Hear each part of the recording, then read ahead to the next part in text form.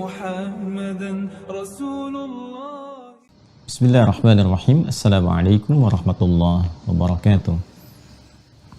Di pertemuan kali ini kita akan mencoba melanjutkan pembahasan yang lalu terkait dengan pokok-pokok ibadah, dan kita ada pada pembahasan yang pertama terkait dengan pokok ibadah, masih dalam rangkaian bab tentang salat dan memasuki muqaddimah pembahasan turunan dari wudu.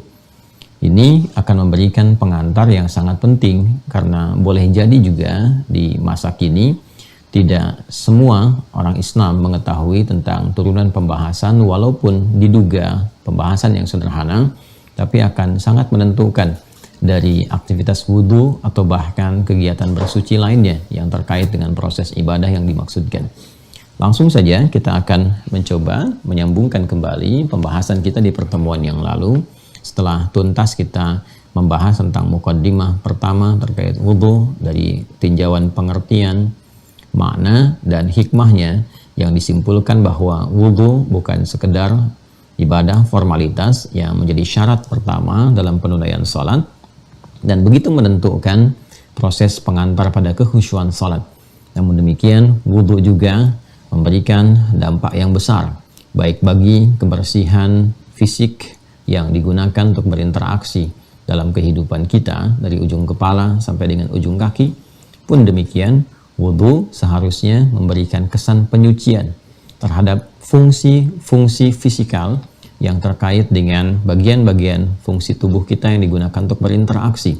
Karena itu, orang-orang yang berwudhu bersih keadaan dirinya, bersih keadaan tubuhnya, dan melahirkan cahaya dalam berkehidupan sampai dia pun kembali berpulang dan dihisab. Dalam proses itulah kemudian Nabi SAW menyampaikan akan tampak cahaya-cahaya dari bekas wudhunya. Untuk itu mudah-mudahan sampai dengan hari ini, detik ini, wudhu kita dinilai baik oleh Allah Subhanahu wa Ta'ala, dan tugas kita untuk membuktikan bahwa wudhu kita berhasil, bukan sekedar kemudian melakukan itu semua sebagai formalitas dalam kehidupan semata. Nah, untuk bisa menunaikan wudhu dengan sempurna, tentunya ada perangkat yang harus digunakan. Dan perangkat ini tentu diisyaratkan dalam Al-Quran pada satu materi khusus yang mengerucut kepada air. Kita kembali ke Quran surah ke-5 Al-Maidah di ayat yang ke-6 ketika Allah berfirman, A'udzubillahi minasyaitonirrajim, ya ayyuhalladzina amanu, hai seluruh orang yang beriman tanpa kecuali, baik merasa dekat, menengah ataupun tengah merasa jauh dari Allah Subhanahu wa Ta'ala, seluruhnya dipanggil dengan satu panggilan yang serupa untuk mengerjakan ibadah yang bisa menjadikan yang jauh menjadi semakin mendekat, dan yang dekat pun menjadi semakin rekat hubungannya dengan Allah Subhanahu wa Ta'ala. Kata Allah, diingatkan dan dikuatkan dengan perintah yang mengikat iman ini.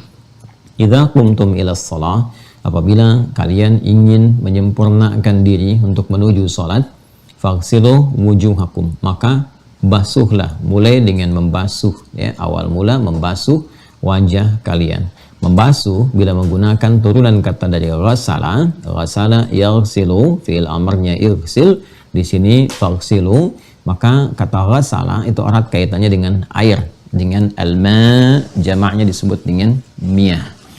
Maka di sini indahnya dalam Islam, seperti berulang kali saya utarakan, ini juga akan menguatkan keyakinan kita akan kebenaran Islam sebagai satu-satunya din yang bukan hanya diridhai, tapi juga langsung diberikan arahan, petunjuknya, pedomannya oleh Allah Subhanahu wa Ta'ala, dan menugaskan Rasulullah SAW untuk menjelaskan seluruh arahan-arahan dari firman-Nya itu, sehingga mudah untuk diketahui, dipahami, dan diamalkan dalam kehidupan. Ketika memberikan isyarat untuk penggunaan perangkat dalam berwudu atau juga bersuci, karena proses wudu ini dinamakan juga dengan taharah, seperti pernah saya sampaikan ketika Allah menutup ayatnya dengan sangat indah, ma yuridullahu liyaj'ala 'alaikum min haraj walakin yuridu liyutahhirakum. Allah tidak berkehendak untuk menyulitkan Anda semua dalam proses wudu ini, menuju fase sholat. Namun demikian, hikmah terbesarnya untuk menyucikan, membersihkan bagian luarnya, menyucikan bagian dalamnya, yang dengan itu waliyutimma ni'matahu alaikum, dan untuk menyempurnakan nikmat-nikmat dengan berwudu ini. Kalau kalian sadar di balik hikmah ini, seperti yang kita bahas kemarin, tentu kita akan menyadari bahwa semua ada nikmat di dalamnya. Nikmat bertobat, nikmat digugurkannya dosa, nikmat bertransformasi dari keburukan menjadi lebih baik, nikmat mendapatkan pahala, dan puncaknya nikmat untuk bersyukur la'allakum tashkurun, dari semua pemberian yang Allah anugerahkan itu. Dan di sini perangkatnya diisyaratkan menggunakan air. Jadi ini prosesnya, proses ibadahnya disebut dengan wudhu atau bersuci. Ini perangkatnya menggunakan air. Jelas diketahui dari turunan kata ghasala yang digunakan. Ya, ini kan memulainya dengan ya ayyuhalladzina amanu idza qumtum ilas shalah faghsilu, ya kan? Ini kata perintah dari kata ghasala yaghsilu, faghsilu. Ghasala ini erat kaitannya dengan air. Dari mana taunya? Kalau kita teruskan ayatnya sampai ke pertengahan, maka jelas Allah menyampaikan fa illam tajidu ma'a ya fatayammamu. Kalau Anda tidak mendapati air ya kan? Ini jelas, kalau ini tidak didapati, maka kemudian bertayamumlah dengan debu yang bersih, sa'idan thayyibah, gitu kan? Nah, ini teman-teman sekalian, jadi perangkat yang pertama yang disebutkan terkait dengan aktivitas berwudu itu adalah air. Nanti ketika dipraktekkan dimulai dengan turunan katanya, ini penggunaannya. Nah, kemudian materi airnya disebutkan langsung fa illam tajidu ma'a. Bentuk tunggal dari kata miyah. Ya, ini ma'un, ini bentuk singularnya, mufrad. Bentuk jamaknya adalah miyah. Ya, ini bentuk jamaknya. Untuk pluralnya, miyahun. Jelas ya? Segala yang terkait dengan air disebut ma'i'un. Ma'i'un. Ya, segala yang terkolerasi dengan sifat-sifat air, ya, dan seterusnya, benda-benda cair atau yang terkena air atau basah teresapi itu ma'i' namanya. Ya. Saya terangkan satu-satu ini diksinya, manfaatnya ketika Anda mengaji, membuka kitab-kitab fikih yang berbahasa Arab, maka istilah-istilah ini akan ditemukan. Babul miyah, bab yang menerangkan tentang jenis-jenis air. Atau nanti di kitabut taharah. Taharah kan adanya di sini. Ya. Nanti at-taharah, ya, hara. Kemudian turunannya ini wudu. Bisa masuk di kitabut taharah nanti. Masuknya nanti subbabnya tentang wudu, subtopiknya. Banyak nanti termasuk di kitab-kitab hadis, terutama kitab-kitab sunan. Jadi kalau kita ingin masuk ke persoalan fikih, kalau mau cepat, cari kitab hadisnya nanti yang metodologinya disusun berdasarkan urutan fikih. Kitab hadis yang disusun berdasarkan urutan-urutan fikih itu disebut kitab sunan namanya. Ya. Sunan. Sunan di sini dalam pengertian penyusunan kitab hadis ya. Karena nanti dalam pengertian hadisnya sunan jamak dari kata sunnah, nanti beda lagi maknanya. Ya, jadi kitab hadis, kitab-kitab hadis yang disusun berdasarkan urutan fikih. Ya, misalnya nanti Sunan Abu Daud, kan? Ya. Apalagi misalnya Sunan Ibnu Majah, kan? Ada Sunan An-Nasa'i dan seterusnya. Ya, dan seterusnya. Ya, ini gambarannya. Nah, nanti di sini akan ditemukan istilah-istilah termasuk di kitab-kitab fikih yang lainnya. Ya, kalau kita ngaji dasar misalnya kitab-kitab fikih yang biasa-biasa, ya kalau kita ingin turunkan akan ditemukan ini. Kitabnya banyak sekali, seperti yang saya contohkan kemarin ya. Ada Fathul Wahhab misalnya, ada Syarah Minhajut Thullab, kemudian apalagi Fathul Mu'innya, yang Anatul Talibinnya untuk membantu. Ada apa lagi misalnya Ya, ada turunan-turunan yang lain yang dasar-dasar yang bisa kita temukan, ya al-mu'inul mubin misalnya yang dasar yang di kita-kita itu yang kita dapati. Kalau mau naik ke atas ya nanti di mazhab Syafi'i ada misalnya, ya, atau di kitab-kitab lainnya. Nah, ini kita akan temukan. Secara singkat, ma itu air bentuk tunggalnya, miyah itu bentuk jamaknya, ma'i' segala hal-hal yang terkait dengan air, ya. Baik, kalau kita ingin turunkan kemudian pertanyaannya, ketika kita diperintahkan untuk berwudu menggunakan perangkatnya berupa air, maka air jenis apa ya yang dimintakan oleh syariat dalam hal ini, baik isyaratnya dari Al-Quran atau penjelasnya dari hadis-hadis Rasulullah SAW untuk bisa digunakan dalam proses berwudu. Nah, ini yang coba kita antarkan dulu. Jenis air di dalam Islam itu setidaknya dibagi ke dalam 5 bagian utama. Ya, 5 bagian utama. 1, ada yang disebut dengan airnya mutlak. Mutlak. Mutlak itu air yang masih jernih, bening, punya sifat suci karena belum bercampur dan berubah sifatnya dari apapun, memiliki sifat air yang sempurna. Biasanya pendekatannya 3.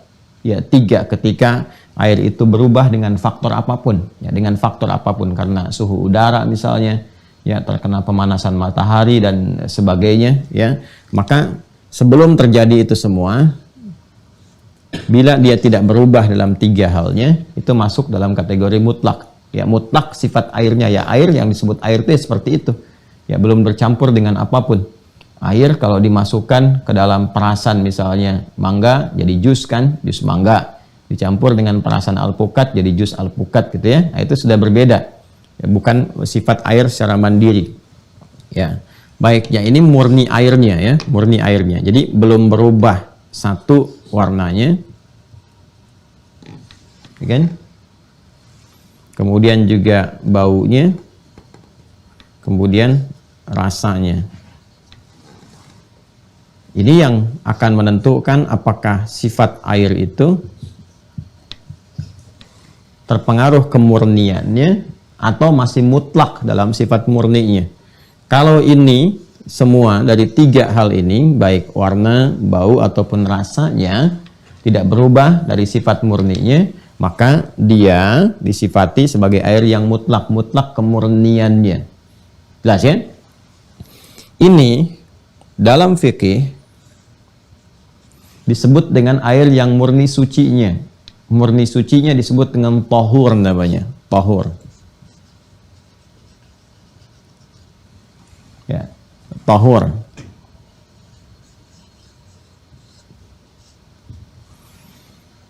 Awas ya, istilah tahur yang dimaksudkan dalam konteks ini, dalam konteks berwudu terkait dengan air yang punya sifat tahur. Nanti tahur itu istilah yang banyak digunakan.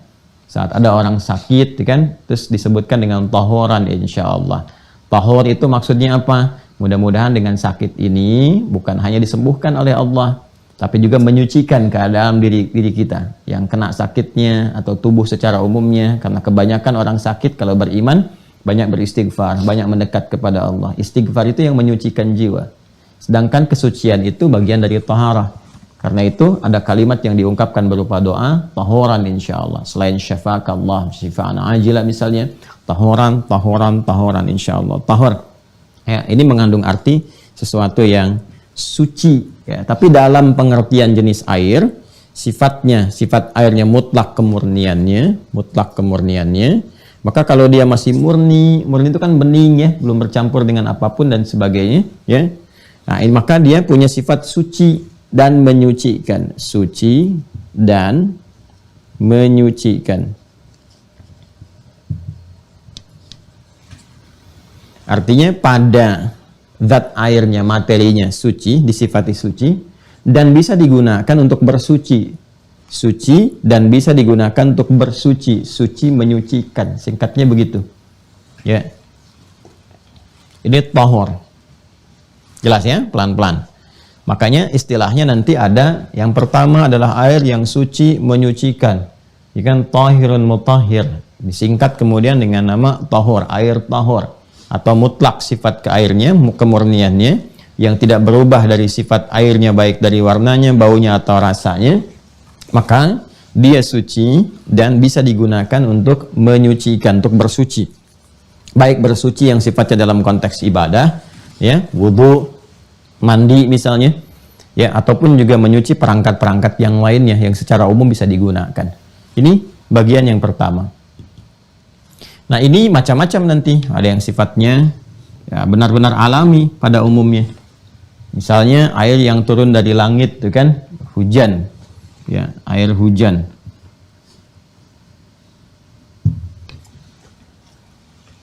Kemudian apalagi? Air yang memancar dari bumi, misalnya kan mata air. Kalau kita teruskan nanti ada air sungai juga, air sumur yang sudah terkumpul tapi tersekat ya dengan satu tata ruang tersendiri sehingga memiliki volume yang cukup. Ya, kemudian apalagi? Ada air laut. Kemudian ada apa lagi? Nanti air yang dihasilkan dari es yang murni, misalnya ada ya semacam es yang sifatnya punya air mutlak, kemudian dari air mutlak dibekukan jadi es cair kembali, itu masuk juga ke sini sifatnya. Atau dari air proses nanti yang berasal dari salju pada mulanya kemudian mencair, gitu ya. Jadi kalau kita hitung ada berapa nih? 1, 2, 3, 4, 5, 6, 7. Kurang lebih ada 7. Ini yang kita temukan di kitab-kitab fikih. Kalau kita turunkan, ini kurang lebih.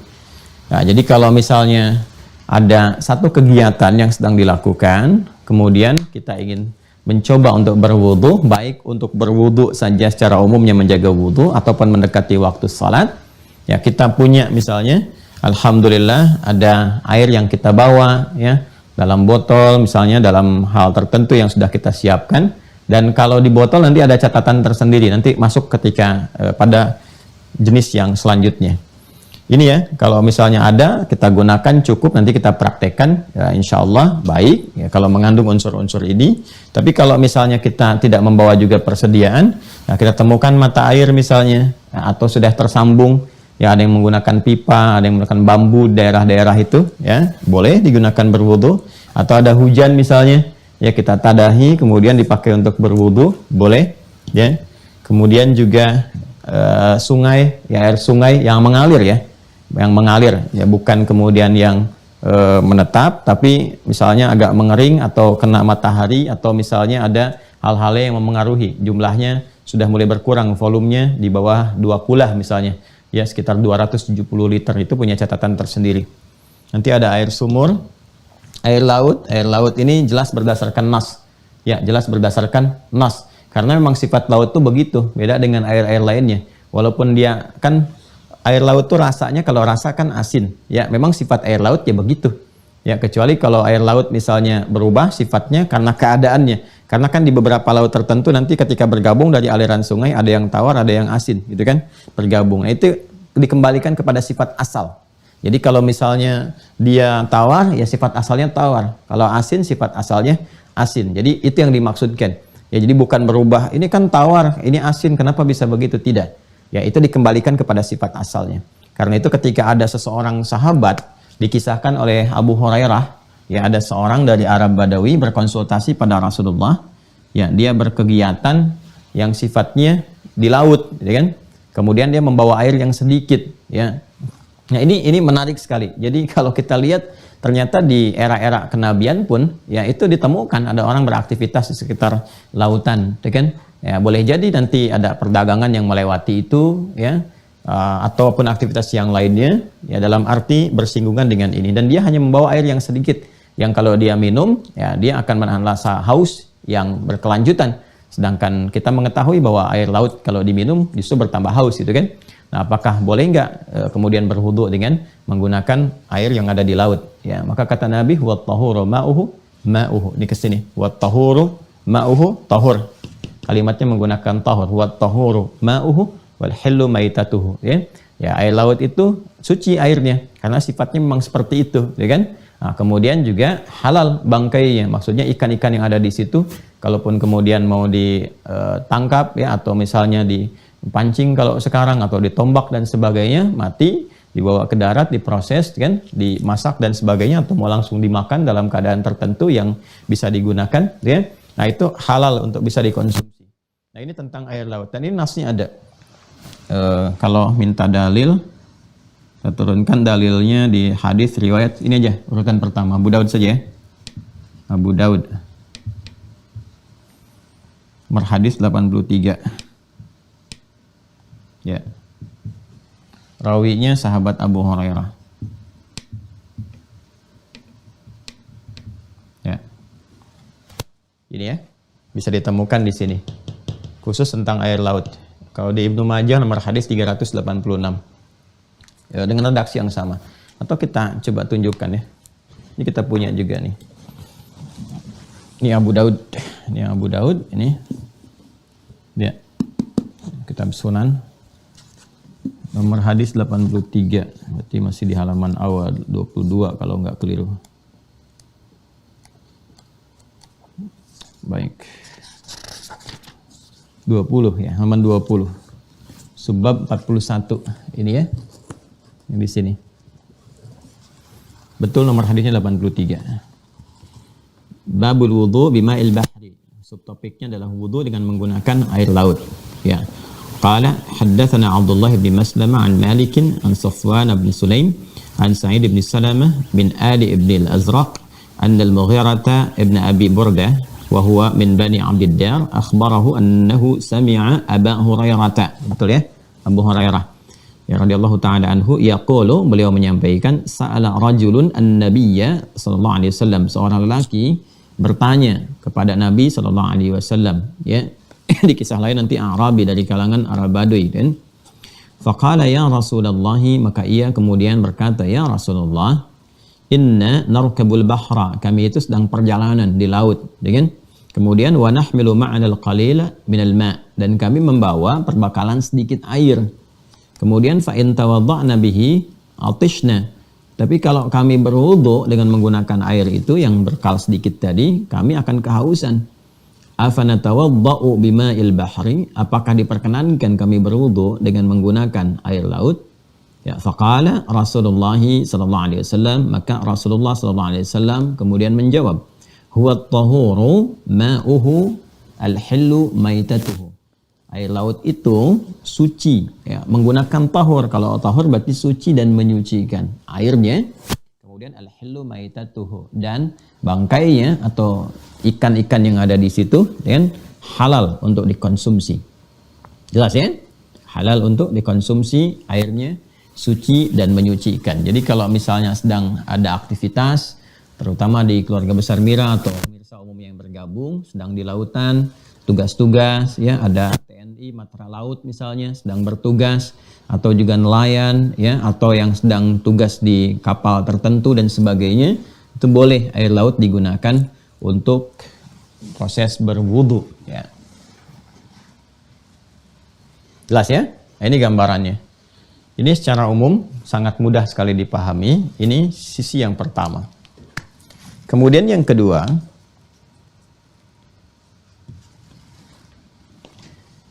ada airnya air murni sebetulnya. Ya, saya ulangi, airnya air murni. Hanya terkena pemanasan dari matahari. Ya, bukan proses dari water heater itu ya, yang dari kamar mandi misalnya, atau punya pemanas dan sebagainya, bukan dari situ. Prosesnya bersumber langsung secara alamiah dari matahari, kena pemanasan matahari. Ya. Ini disebut dengan musyammas istilahnya, air musyammas. Ya. Ini air musyammas. Ya. Yang terkena panas matahari. Terkena sinar atau panas matahari, terkena panas atau sinar mentari. Jelas ya?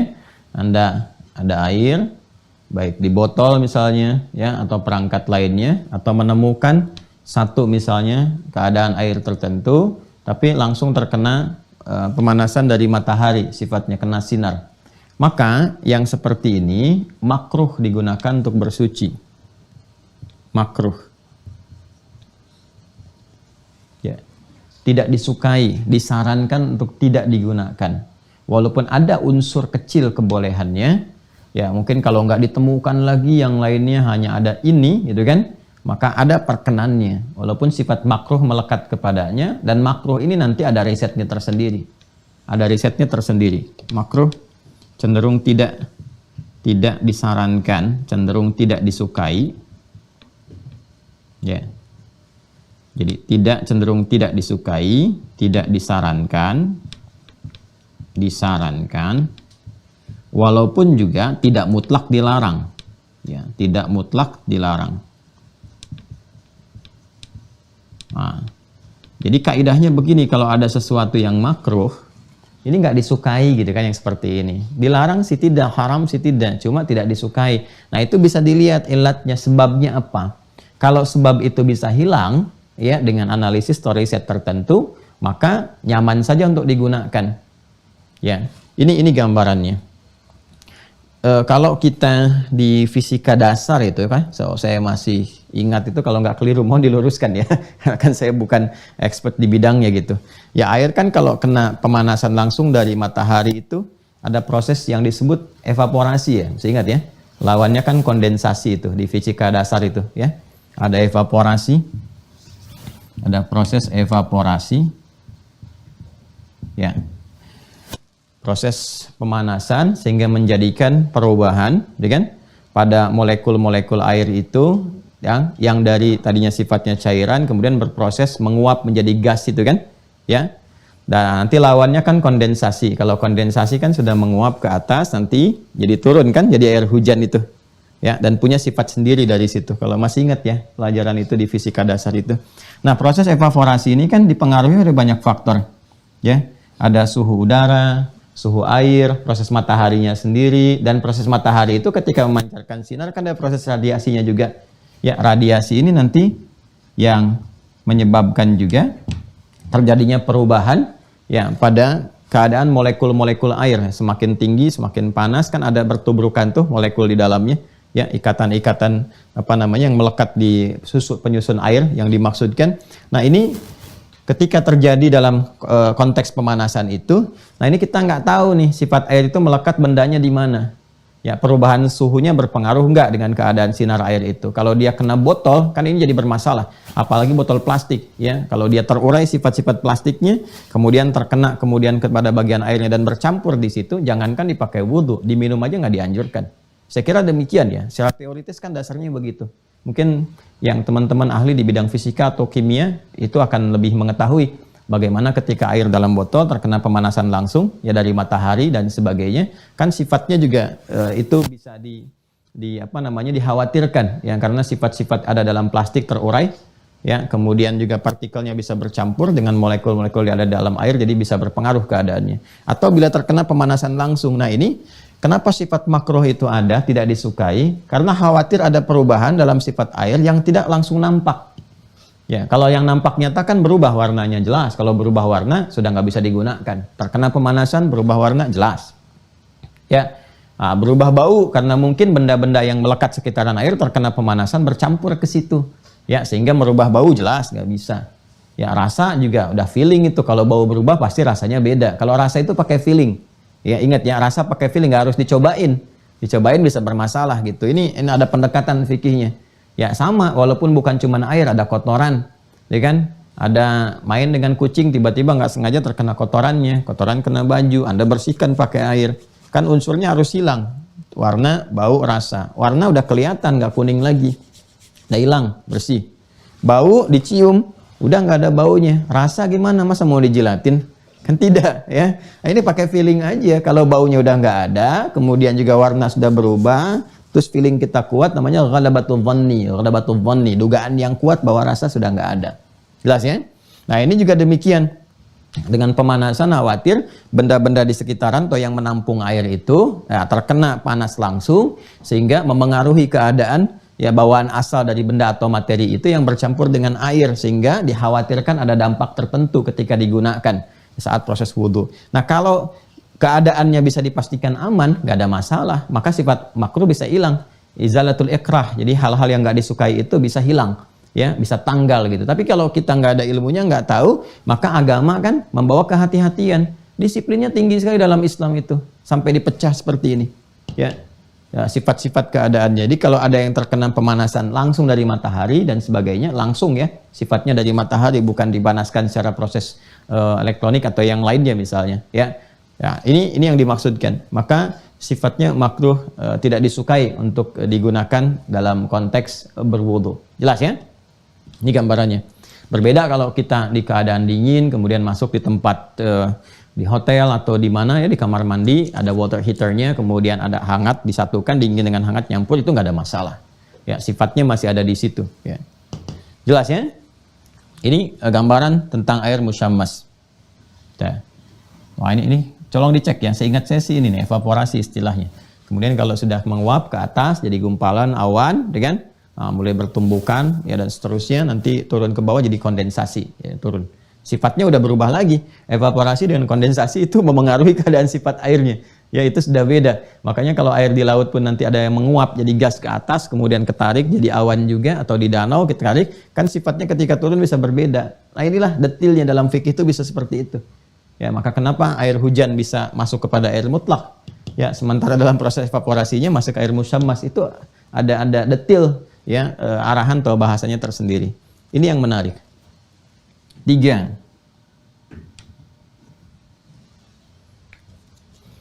Sudah? Airnya suci. Yang ketiga itu. Tapi tidak bisa digunakan untuk bersuci. Suci, tapi tidak menyucikan. Nah, ya. Kalau yang pertama kan suci dan menyucikan. Yang kedua, suci, menyucikan, tapi tidak disukai dan tidak disarankan untuk digunakan, punya sifat makruh. Yang ketiga, dia suci, tapi tidak bisa digunakan untuk bersuci. Suci, tapi tidak menyucikan. Detail sekali istilahnya, Masya Allah. Ya. Suci tapi tidak digunakan untuk bersuci, tapi suci tapi tidak menyucikan. Ya. Apa misalnya? Ya, nanti kita lihat sebelum ke misal, istilahnya dulu. Istilahnya air tahir. Tahir kalau mau disempurnakan ghairu mutahhir. Nah. Ini istilah bahasa Arab ya, tahir ghairu mutahhir, ya kan? Nah, cuma biasanya suka disingkat saja. Kalau dalam fikih itu sudah hafal, sudah khatam, sudah paham. Istilahnya tahir aja. Tahir. Ya kan? Untuk membedakan dengan yang ini, tahur. Yang ini tahur, yang ini tahir. Jelas ya? Baik. Ini suci tapi tidak digunakan untuk bersuci. Ini dalam istilah jenis air ya. Bukan dipraktikkan kepada yang lain. Misalnya sudah ada yang lamaran, ya tapi belum akad, diajak naik motor berdua, ya kan? Ayo naik motor berdua. Maaflah, aku belum tohir. Ya, aku tohir belum tohur. Bukan ya, ini istilah dalam wudhu. Maksudnya apa tohir belum tohir? Ya aku kan suci, tapi belum bisa ya untuk berhubungan yang seperti ini. Itu belum bisa digunakan untuk menyucikan. Bukan, ini dalam istilah wudhu sifatnya. Ya ya. Jadi kalau kita menemukan kata tahir seperti ini, tahir. Itu jenis ketiga. Tahur, jenis yang pertama. Jelas ya? Ingat, ada tahur, ada tuhur. Oh, beda. Ya. Dan di Sunda itu banyak sekali kosakata juga diserap dari bahasa Arab. Ya. Ini tuhur. Ya, orang kalau jemur pakaian kan, ya atas tuhur misalnya kan. Maaf ya, saya nyebutkan bahasa Sunda untuk ngasih contoh ya. Ya, untuk keragaman di Indonesia begitu Masya Allah banyak sekali bahasanya. Dan kita bersyukur kepada Allah dengan kaya bahasa ini, berapa banyak kita bisa disatukan dan mewakili karakter-karakter yang luar biasa. Itu Bhinneka Tunggal Ika. Nah di Sunda juga ada serapan dalam bahasa Arab seperti tuhur. Nah itu acukna atau tuhur, ya bajunya itu sudah kena panas dijemur, ya sudah tuhur. Nah tuhur itu sebetulnya ajaran orang tua dulu yang mengajar secara fikih.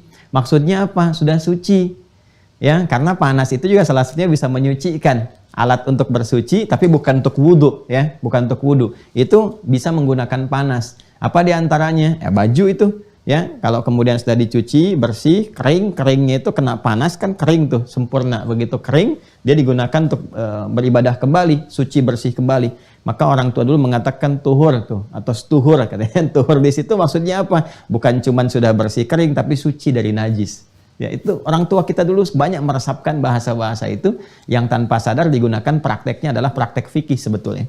Ya, sini ya. Tahir ghair mutahhir. Air tahir, air suci tapi tidak bisa digunakan untuk bersuci. Suci tapi tidak menyucikan. Contoh apa? Ini air murni ini yang bercampur dengan materi lain atau zat lain yang suci juga sifatnya.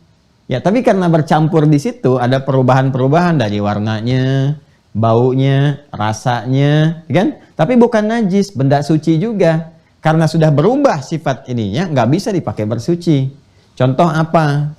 Nih, air tahur, air yang mutlak, yang bersih, plus kopi. Nah, kan? Jadi apa? Air kopi.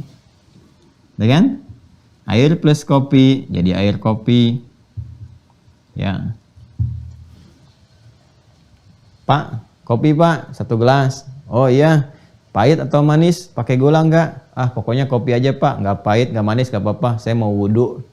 Nggak bisa. Nggak bisa, karena sudah bercampur. Airnya bercampur dengan kopi, jadi air kopi. Air kopi ini suci, tapi nggak bisa dipakai untuk bersuci.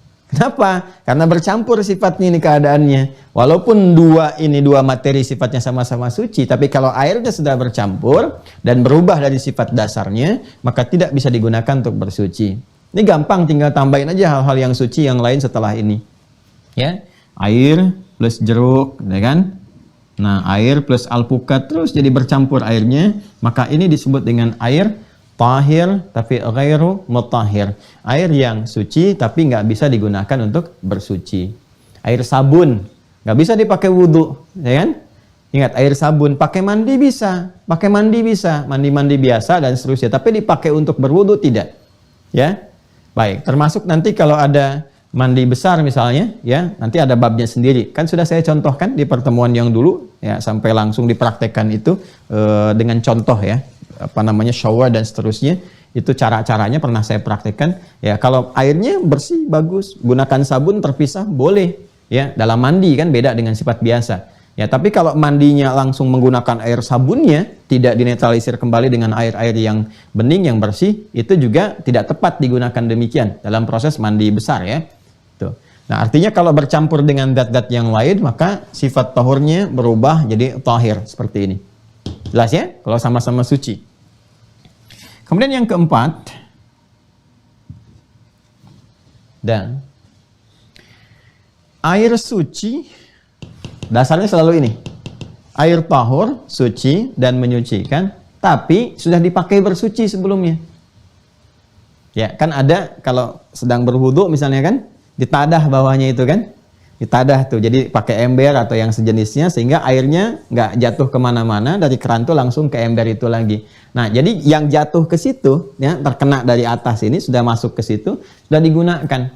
Dalam bahasa Arab, air yang sudah digunakan untuk bersuci, ya sudah digunakan dipakai, itu disebut dengan musta'mal namanya, musta'mal. Musta'mal.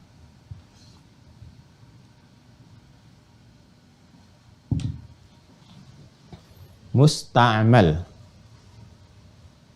Yang keempat, air suci yang sudah digunakan, yang sudah dipakai bersuci.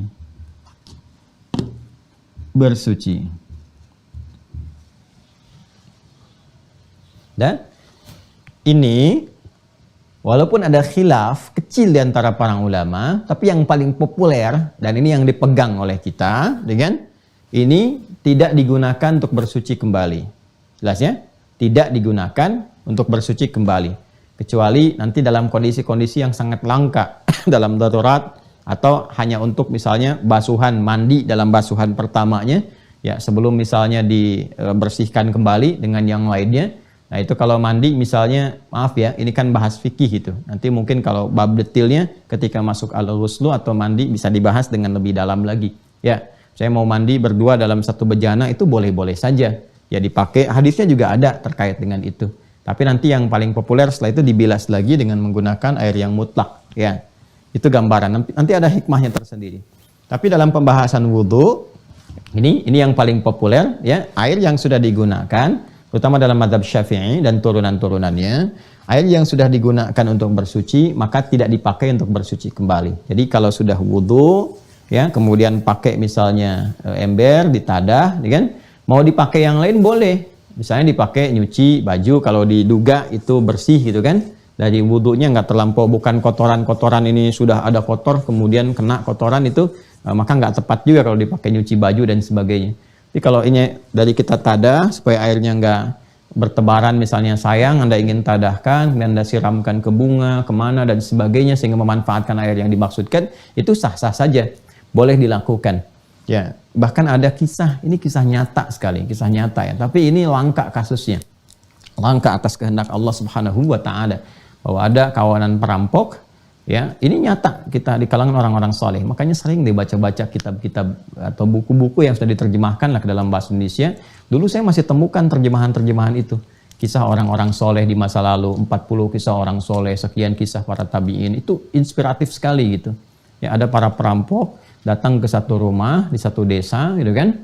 Nah, kemudian begitu datang ke situ, niat mau merampok, tapi ternyata disambut luar biasa dengan baik gitu oleh orang di rumah itu. Jadi bingung para perampoknya. Akhirnya alih-alih dari perampok ngaku mujahid.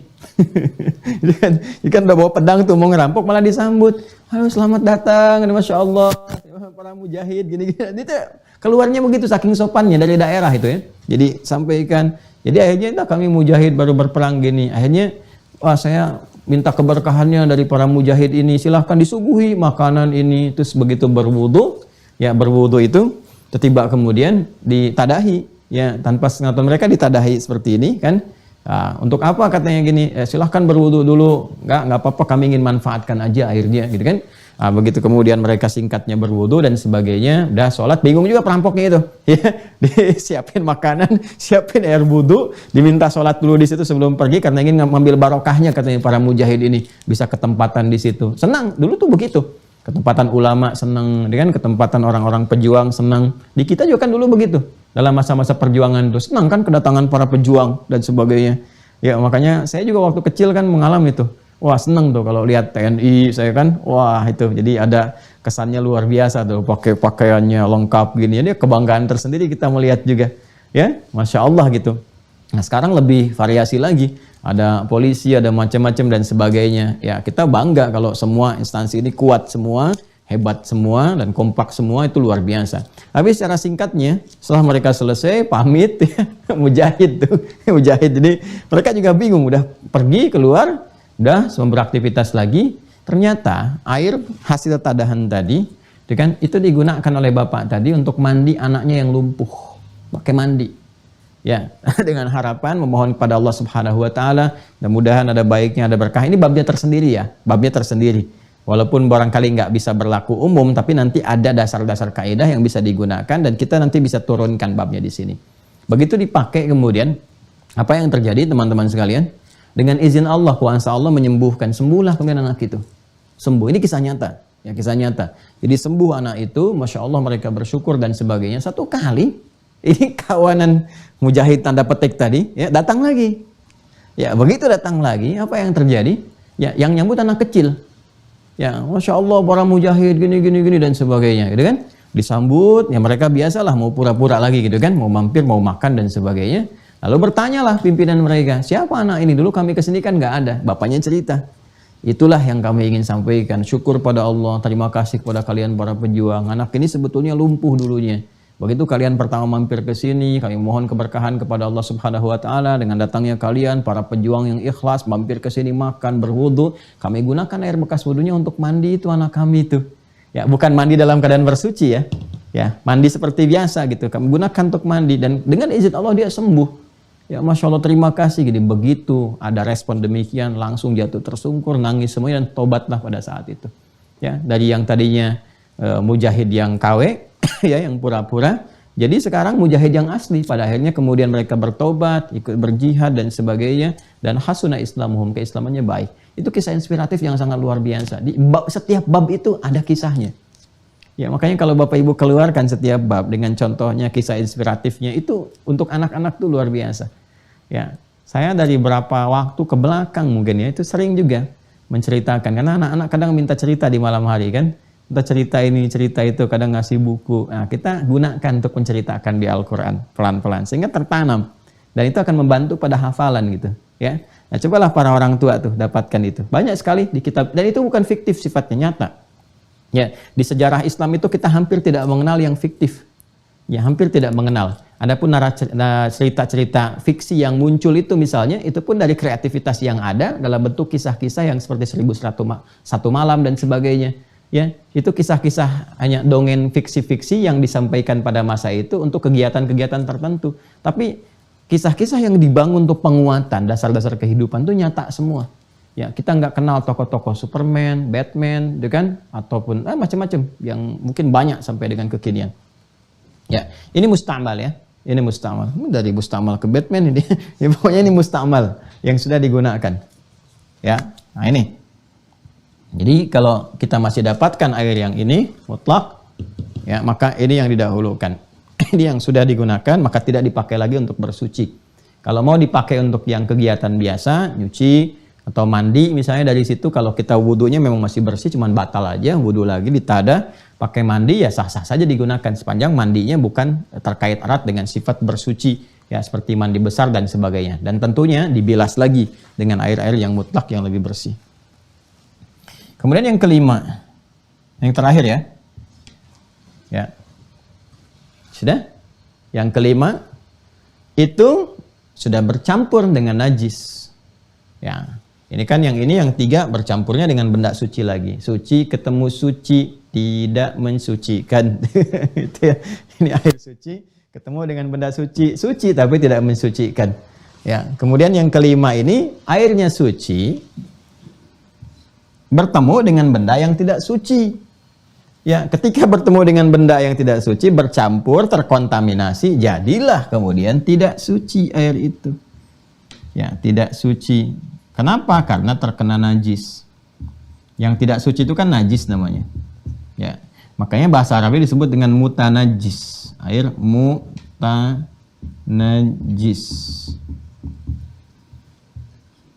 Mutanajis. Air najis yang punya sifat tidak suci. Ya? Oh, ini sederhana saja. Ya, coba dilihat saja ini. Salah satu sifatnya hilang karena kena najis. Ya, ada air, udah disiapin buat wudhu, ternyata kucing kesayangan kecemplung di situ, ya, sambil buang emas misalnya di situnya. Nah, ini yang repot. Ya, terpengaruhlah keadaan-keadaannya, warna, bau dan rasanya, maka nggak bisa lagi dipakai. Sudah kena najis. Ya, ada kotoran-kotoran yang bisa ditoleransi kalau jatuh ke airnya dengan volume yang besar. Ya, biasanya ukuran 2 kulah. 2 kulah. Kullataini itu kan 2 kulah. 2 kulah itu berapa sih volumenya sekarang? Ya, kalau pendekatan dulu liternya itu bisa berbeda-beda. Bisa 500 liter yang ukuran liternya Irak, sekian liter 300 sekian yang ukuran Mesir. Tapi setelah dikaji, dipelajari, dengan ukuran orang Arab pada umumnya didapatkan sekitar 270 liter. 270 liter. Volume airnya. Ya, bila ada di satu wadah 270 liter, itu detailnya Masya Allah, saya itu kagum sekali ya sama ulama-ulama fikih tempo dulu itu. Dan tidak banyak orang tahu, di antara mereka juga ada yang pakar di bidang kedokteran, matematika. Imam Syafi'i itu kan pakar juga bidang kedokteran itu. Nggak banyak orang tahu itu. Ya, Ali bin Abi Thalib itu di matematika itu begawan matematika. Ya, kalau kita ngaji beberapa kitab fikih, bahkan ada tafsir nanti yang membahas juga tentang teka-teki matematika Qur'ani itu, enak banget tuh ngaji tafsir itu tuh. Ya, Al-Jawahir namanya. Itu bab terakhirnya itu ada kisah-kisah inspiratif, kisah nyata pendekatan Al-Qur'an tapi dengan hitungan. Wah, itu banyak, kaya sekali, kita tuh kaya sekali. Corak tafsirnya juga banyak gitu. Kalau mau dikaji itu enak. Jadi ilmuwan ngaji juga dapat pembahasannya, ya. Ekonom ngaji dapat pembahasannya, politisi ngaji ada, militer ada, sipil ada, semua babnya ada. Dan coraknya itu lengkap sekali. Ini 270 liter itu bahkan disebutkan dimensi tempatnya. Sekitar ukuran kedalaman dengan lebar atau panjang atau bahkan juga bisa persegi panjang atau dalam bentuk kubus misalnya, ya, dengan kedalaman sekitar 91 cm. Kurang lebih lah 91 cm, ya, dengan lebar dan panjang yang serupa. Itu kurang lebih akan menampung ini 270 liter air. Secara singkatnya kalau volumenya segini, terus terkena najis yang pada umumnya tidak banyak merubah keadaan. Ini paling minimal. Kalau lebih dari itu bisa dipakai untuk bersuci, itu lepas sekali. Ya, seperti terutama kalau sudah airnya mengalir. Kalau ini kan airnya tidak mengalir, menetap. Ya, air danau yang menetap, tidak mengalir pada umumnya. Terus tiba-tiba ada kotoran cicak masuk ke situ, kan itu tidak berpengaruh banyak kepada airnya. Itu tetap bisa digunakan untuk berwudu. Ya, baik. Kalau air mengalir, ya sudah, sifatnya sudah beda karena kotorannya pun ikut mengalir. Makanya air sungai yang mengalir sifatnya itu masuk dalam keadaan air mutlak ke sini. Boleh digunakan untuk bersuci. Nah ini, bila najis yang masuk yang dimaksudkan itu sudah merubah keadaan ini. Memang airnya lebih daripada 270 liter, tapi kerbau mandi di situ. Ya udah kelihatan semua berubah. Maka jangan juga iseng dipakai wudhu. Kalau sudah seperti itu sudah berubah semuanya. Sudah mutanajis keadaannya. Kudanil mandi di situ, badak mandi di situ, dipakai wudhu. Tidak. Itu jatahnya badak gitu kan. Itu jatahnya kerbau. Nggak usah kita ikut-ikutan cari yang lain. Ini selesai. Nah, jadi ini ada 5 teman-teman sekalian. Air mutlak dengan sifat sucinya, dengan keadaan yang tidak berubah di 3 pendekatan disebut dengan tahor. Dan air musyammas terkena pancaran sinar matahari di sini sehingga mengalami proses-proses tertentu yang diduga akan mempengaruhi keadaan airnya. Jika dipastikan keadaan itu tidak terpengaruh dari 3 sifat ini dan aman digunakan, maka hilang sifat makruhnya, silahkan digunakan untuk bersuci. Tapi kalau sekiranya ada proses kimiawi tertentu yang mempengaruhi keadaan air sehingga diduga akan memberikan dampak-dampak yang kurang baik misalnya bagi tubuh, maka tidak digunakan. Kemudian yang ketiga, tahir, ghair mutahhir atau air tahir saja. Ya, maka ini adalah air suci yang tidak digunakan untuk bersuci, seperti air bertemu dengan benda yang suci yang tadi saya jelaskan. Baik itu kopi, jeruk, sabun dan sebagainya, maka tidak bisa digunakan untuk berwudu. Musta'mal yang sudah digunakan tidak digunakan untuk bersuci kembali. Demikian keumuman fikihnya. Kemudian juga air yang mutanajis yang sudah terkena najis yang memang tidak bisa digunakan untuk bersuci dengan batas-batas tertentu. Nah, ini gambarannya. Ya. Kalau ke anak usia 3 tahun, 4 tahun, atau 2,5 tahun, kasih lirik-lirik aja yang gampang. Itu kan? Air-air itu ada 5 jenis. Yang pertama tahur, suci menyucikan. Wah, itu kalau mereka dapat seperti itu enak, udah ke bawah dari sejak kecil. Ya. Pada yang kedua namanya musyammas. Sifatnya makruh, tidak disukai. Udah sampai ke akhir aja. Bapak Ibu ngarang sendiri aja deh, gitu kan. Mau pakai yang mana? Yang penting ini untuk anak-anak ya, untuk anak-anak, bukan orang tua yang kekanak-kanakan. Ya, jadi orang tua ya cukup mengetahui secara nalar yang kuatnya dan ini yang paling utama untuk digunakan. Ya, udah ya.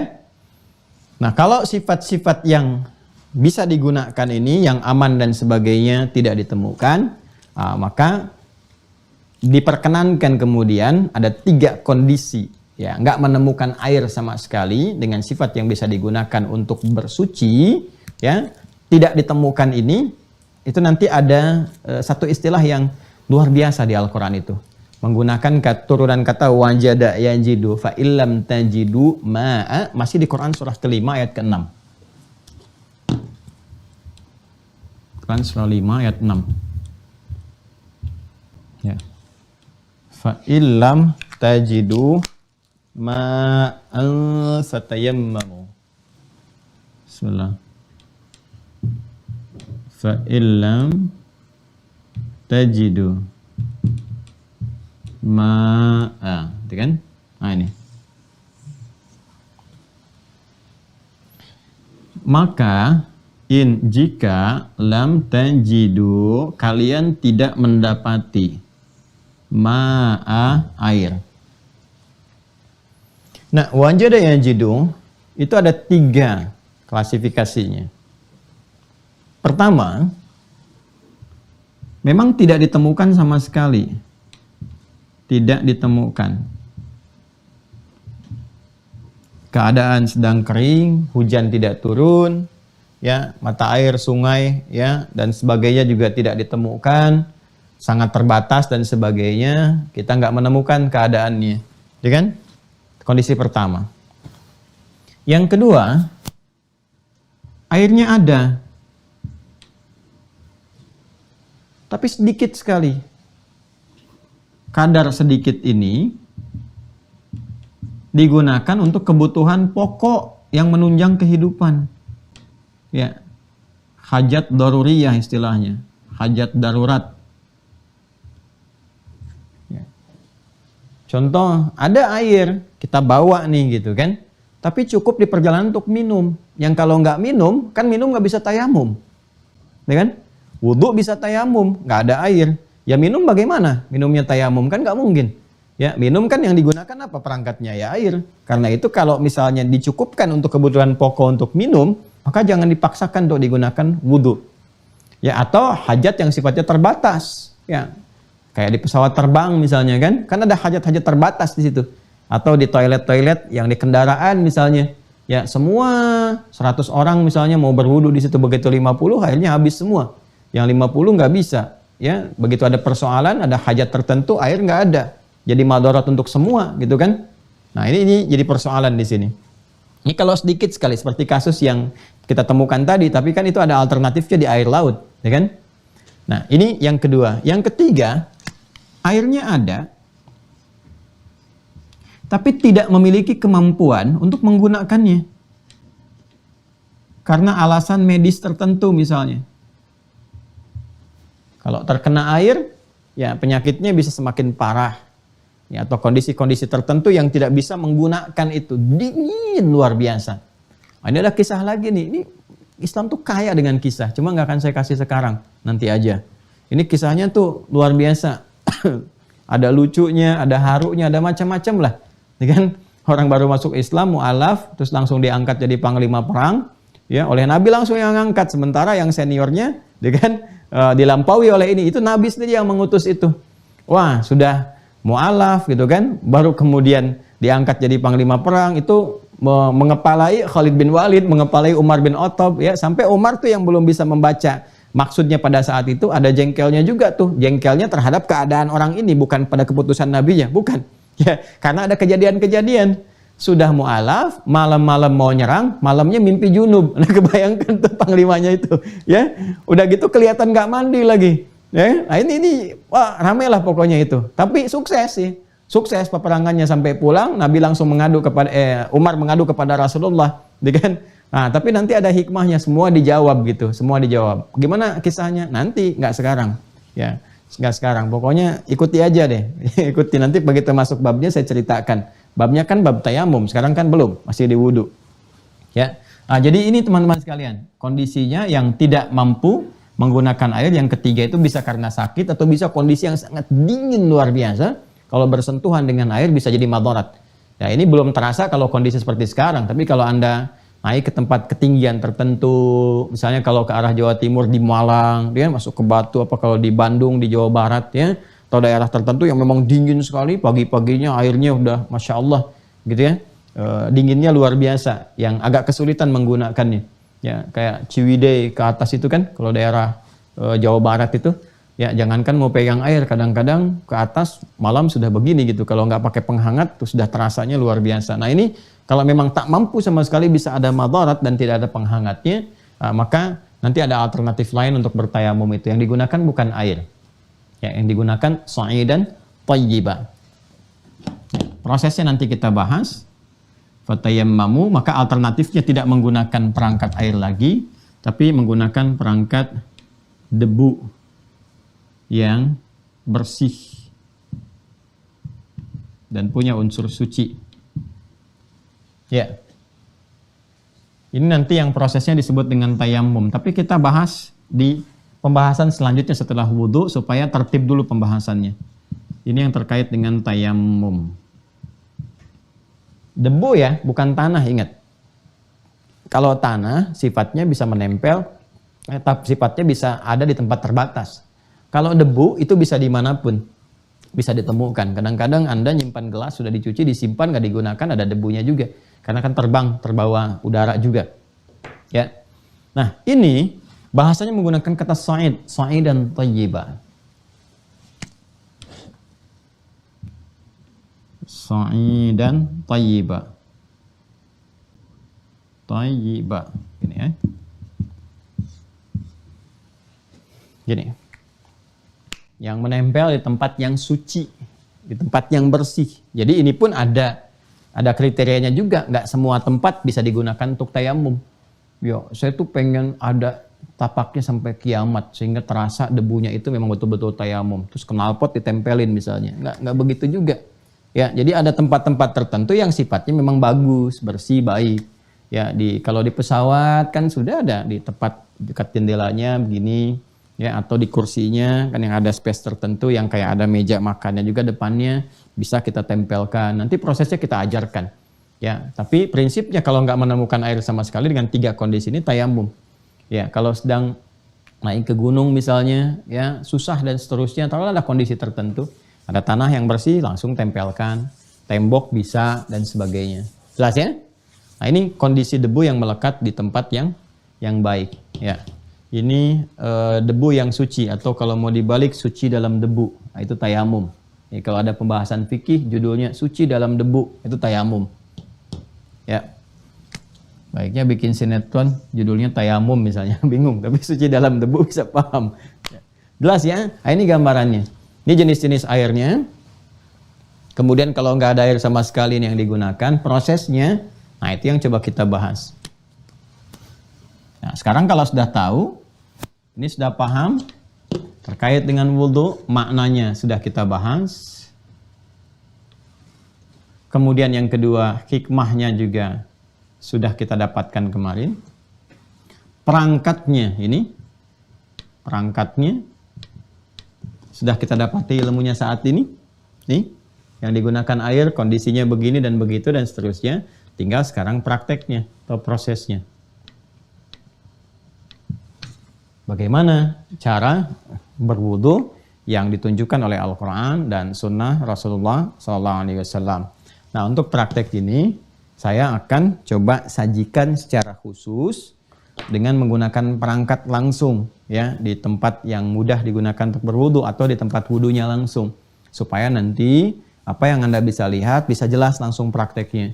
Bagaimana kalau ada keran, bagaimana kalau menggunakan bejana, ukuran Nabi airnya seperti apa, sebanyak apa, dan sebagainya. Nah itu nanti kita akan coba hadirkan di sesi yang berikutnya, sehingga contoh-contoh yang digunakan kita harus berpindah lokasi nih. Ini kan lokasinya khusus nih, dalam studio pustaka yang di Quantum Akhyar Institute. Jadi kalau pakai keran atau air basah semua nanti di sini. Ya, jadi kita pindahkan ke tempat wudhu khusus supaya bisa terlihat ya, kemudian mudah untuk dicontohkan. Jadi nanti Anda belajarnya pun bisa langsung melihat prakteknya seperti apa. Itu gambarannya ya. Ya, bahasa singkatnya talim kita tuntas di kesempatan kali ini untuk materi yang ini ya. Jadi nanti selanjutnya kita akan berpindah untuk menjabarkan tentang proses wudhu, dan setelah mengetahui tentang ini semua, maka Masya Allah betapa luar biasanya Islam memberikan petunjuk kepada kita sampai detil seperti ini. Saya mau katakan begini ya, ini untuk menguatkan keyakinan kita karena kan ibadah erat kaitannya dengan akidah. Bisa nggak Anda gambarkan, apa mungkin sesosok Nabi Muhammad SAW bisa menyampaikan seperti ini dengan sifat kemanusiaannya? Ya, di masanya loh, di eranya gitu. Nggak mungkin. Karena itu penting kita untuk meyakini ada sesuatu kekuatan yang lain, kan? Ada sesuatu yang menjadikan beliau bisa menjelaskan semua ini. Ya, siapa? Bagaimana kekuatannya? Ya itu dia yang disebut dengan Rasul itu. Kalau Allah nggak tetapkan, nggak mungkin bisa menjelaskan ini semua. Artinya apa? Artinya semua ajaran dalam ibadah kita itu sumbernya langsung dari Sang Pencipta, dari Allah sendiri. Disampaikan, Rasulullah ditugaskan untuk menjelaskan kepada kita. Sehingga jelas. Karena itulah agama itu kalau kita ingin melihat kebenarannya, sampai kita bisa meyakini dengan utuh, dilihat semuanya. Dari tata caranya, sumbernya, maknanya, hikmahnya. Kenapa kita meyakini Islam? Begitu kita yakini kebenarannya, karena Islam memenuhi semua syarat-syarat yang terkait dengan keagamaan. Ada semua di situ. Membahas Tuhan, Tuhannya jelas. Nggak ada yang ambigu. Sehingga orang nggak ada celah untuk bertanya. Ya, nggak ada yang bingung tentang Allah, tentang Tuhan dalam Islam. Nggak ada, karena nggak menyisakan celah kebingungan. Membahas tentang aspek keimanannya, turunannya dijelaskan. Sampai hidup kita pun dijelaskan. Dari dunia begini, keadaannya begini. Nah itu semua nyata. Dan kita rasakan. Sadar atau tidak sadar, dialami sendiri. Kalau kita ngaji Quran atau hadis terkait dengan semua pekerjaan kita akan ditemukan. Termasuk ke alam kubur sampai dengan alam kita kembali kepada Allah Subhanahu wa Ta'ala. Nah pun demikian terkait dengan ibadah ini seharusnya pembahasan-pembahasan ini mengantarkan kita pada kesadaran. Bukan hanya kesadaran berwudu yang benar, tapi kesadaran tentang kebenaran Islam. Jelas sekali, korelasinya semuanya ada. Sampai dijelasin. Stimulus ilmiahnya apa, gitu kan? Dan sebagainya. Jadi bersyukurlah sampai hari ini kita masih mendapatkan hidayah Allah Subhanahu wa Ta'ala untuk beriman kepada Allah. Mudah-mudahan istiqamah dijaga sampai wafat, sampai kembali kepada Allah Subhanahu wa Ta'ala. Ini pembahasannya, teman-teman sekalian. Ya, mudah-mudahan nanti kita bisa turunkan di pembahasan-pembahasan lanjutan yang setelahnya. Demikian yang bisa kita sampaikan. Semoga mendapatkan manfaat dan kita akhiri pertemuan kita di kali ini. Silahkan di cross check semuanya ya. Pembahasan-pembahasan ini di ayat dan seterusnya dicek kembali. Mudah-mudahan apa yang kita sampaikan dapat keberkahan di sisi Allah Subhanahu wa Ta'ala. Khususnya terkait dengan wudu, nanti ke tayamum di Quran surah yang kelima ayat ke-6 ya. Itu tertukar tuh. Walam tajidu falam tajidu ma'a, bukan fa'ilam tajidu. Fa'ilam tajidu nanti di ayat lain yang bersinggungan masih dengan proses tayamum. Saya kira itu ya. Terima kasih untuk pertemuan hari ini. Allahumma taqabbal minna innaka antas sami'ul alim wa tub 'alaina innaka antat tawwabur rahim. Allahumma rabbana atina fid dunya hasanah wa fil akhirati hasanah wa qina adzabannar. Allahumma ij'alna minal mutawaddi'in. Allahumma rizqna ya Allah wal muhajjalin fi yawma hisabina yawmal qiyamah yawma nalqaka ya arhamar rahimin. Allahumma ya Allah ij'alna min atba'i sayyidina Muhammad sallallahu alaihi wasallam.